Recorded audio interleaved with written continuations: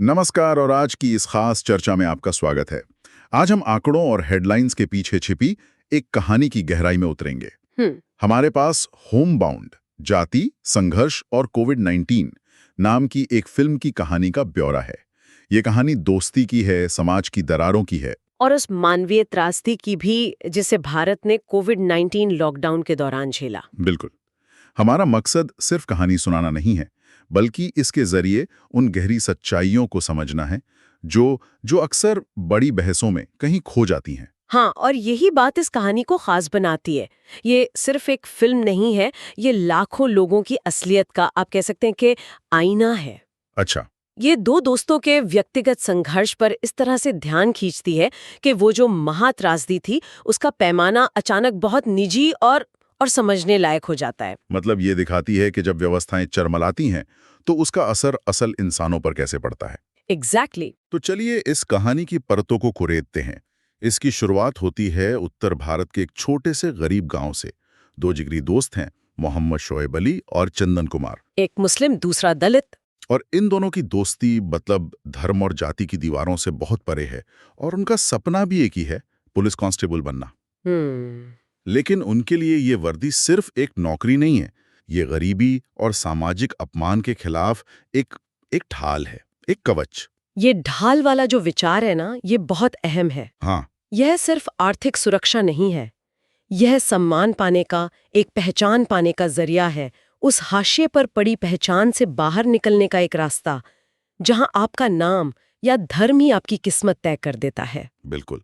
उनके लिए वो वर्दी एक कवच की तरह है, जो उन्हें उस दुनिया से बचाएगी जो उन्हें लगातार नीचा दिखाती है और उनकी काबिलियत पर शक करती है। कहानी की शुरुआत में ही हमें उनकी ये जद्दोजहद दिखती है, जब वे परीक्षा केंद्र तक पहुंचने के लिए एक खचाखच भरी ट्रेन में चढ़ने की कोशिश कर रहे होते हैं। वो सीन, हाँ, भीड़ इतनी कि जैसे कोई जंग का मैदान हो। और इसी भागदौड़ में शोएब एक सवाल पूछता है जो पूरी कहानी की नींव रख देता है। क्या? हम परीक्षा देने जा रहे हैं या जंग लड़ने? वाह। और इसी जंग जैसे सफर में उनकी मुलाकात होती है सुधा भारती से। हाँ, वो पढ़ी लिखी, आत्मविश्वास से भरी महिला। बिल्कुल, वो भी परीक्षा देने जा रही है और दिलचस्प बात यह है कि वो एक अम्बेडकरवादी है। मतलब वो जो डॉक्टर अम्बेडकर के सामाजिक न्याय और जाति विरोधी विचारों को मानती हैं। अच्छा। और वो तुरंत चंदन के उस डर को पहचान लेती है जब वो अपना पूरा जाति पहचान वाला नाम बताने में झिझकता है। बस एक छोटा सा पल, लेकिन वो पूरी कहानी की जाति की गहरी जड़ों को वहीं स्थापित कर देता है। बिल्कुल। लेकिन कहानी का असली मोड़ तब आता है जब नतीजों में 1 साल की देरी हो जाती है। अब जिंदा रहने की जो जद्दोजहद है, वो दोनों दोस्तों को अलग अलग रास्तों पर ले जाती है। और यहीं पर हमें व्यवस्था का असली चेहरा दिखना शुरू होता है। कैसे? चंदन सुधा के साथ कॉलेज में दाखिला ले लेता है, लेकिन एक बहुत बड़ा सच छिपाकर वो एडमिशन फॉर्म में अपनी जाति की जगह जनरल कैटेगरी पर निशान लगाता है। ओहो। यहाँ रुकना जरूरी है। चंदन का ये कदम सिर्फ एक झूठ नहीं है, तो क्या है? ये उस सामाजिक घटना का एक उदाहरण है जिसे समाजशास्त्र में पासिंग कहते हैं। पासिंग? हाँ, जहाँ हाशिए पर पड़े समुदाय के लोग अपनी असली पहचान छिपाकर मुख्य धारा में शामिल होने की कोशिश करते हैं ताकि उन्हें भेदभाव का सामना न करना पड़े। मतलब? ये उसकी मजबूरी है, चुनाव नहीं। बिल्कुल। ये दिखाता है कि व्यवस्था में भेदभाव कितना गहरा है कि अपनी असलियत बताना ही एक बोझ बन जाता है। वो सुधा से कहता भी है कि सच्चाई उसे दुनिया से अलग कर देती है। और ये बोझ सिर्फ सामाजिक नहीं है, उसके परिवार की उम्मीदें भी हैं। एक पक्का मकान, एक बेहतर जीवन। हाँ, उसकी माँ एक मजदूर है जिसके पैर काम कर कर के फट चुके हैं। उसकी बहन को अपनी पढ़ाई छोड़नी पड़ी। ये सब उसके कंधों पर है। और दूसरी तरफ शोएब की कहानी है। हाँ, वो अपने बीमार पिता के घुटने के ऑपरेशन के लिए पैसे जुटाने के लिए एक वाटर प्यूरिफायर कंपनी में ऑफिस बॉय की नौकरी कर लेता है। और वहां उसे सीधे सीधे तो कुछ नहीं कहा जाता, लेकिन अपनी धार्मिक पहचान को लेकर सूक्ष्म लेकिन लगातार भेदभाव का सामना करना पड़ता है। जैसे कि उससे बार बार उसके और उसके माता पिता के आईडी प्रूफ मांगे जाते हैं। उस पर एक शक का माहौल बना रहता है जो उसकी काबिलियत पर नहीं बल्कि उसकी पहचान पर आधारित है। यहाँ मुझे एक बात बहुत छिपी। दोनों दोस्त भेदभाव का सामना कर रहे हैं, लेकिन एकदम अलग अलग तरीकों से। यही इस कहानी की सबसे बड़ी ताकत है। ये दिखाती है कि भेदभाव का कोई एक चेहरा नहीं होता। शोएब को खुले तौर पर धार्मिक पूर्वाग्रह का सामना करना पड़ता है, जिसे हम माइक्रो अग्रेशंस कह सकते हैं।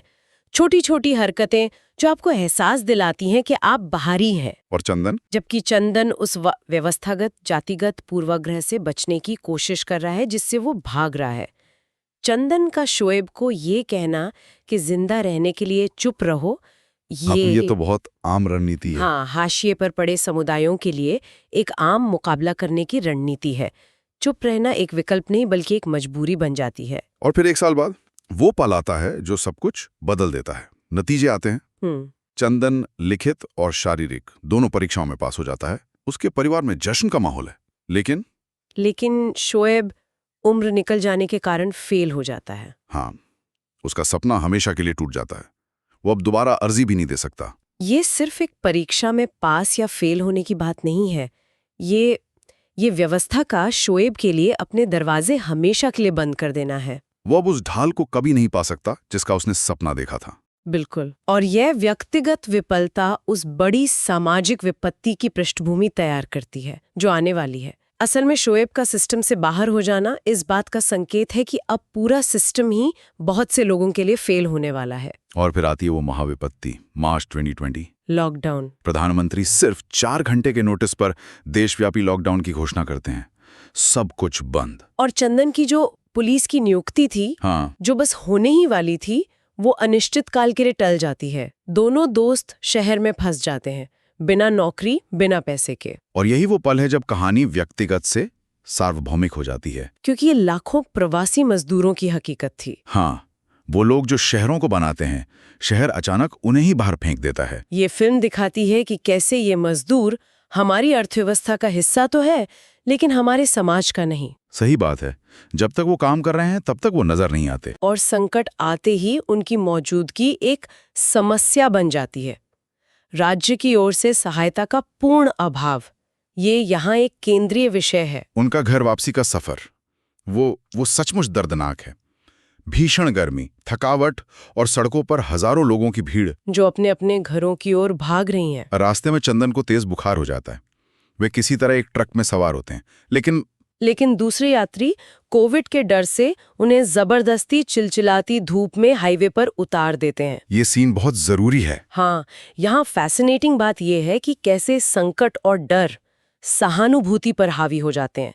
जो लोग खुद उसी मुसीबत में थे, वे ही उनके खिलाफ हो गए। डर ने इंसानियत की भावना को कुचल दिया। बिल्कुल। ये दिखाता है कि जब व्यवस्था टूटती है तो समाज भी कैसे बिखर सकता है। डर हमें एक दूसरे का दुश्मन बना देता है, भले ही हमारा असली दुश्मन एक ही क्यों ना हो। कहानी का क्लाइमैक्स उस वायरल तस्वीर से प्रेरित है जिसने असल में इस फिल्म को जन्म दिया। शोएब सड़क के किनारे अपने दोस्त की देखभाल करने की बेतहाशा कोशिश करता है, मदद के लिए चिल्लाता है, लेकिन कोई गाड़ी नहीं रुकती। और चंदन डिहाइड्रेशन और हीट स्ट्रोक से शोएब की बाहों में दम तोड़ देता है। ये सुनना ही बहुत दर्दनाक है। और उसके आखिरी शब्द अपनी माँ के लिए एक जोड़ी चप्पल पहुंचाने के बारे में होते हैं। ये दृश्य, ये फिल्म की त्रासदी का दिल है।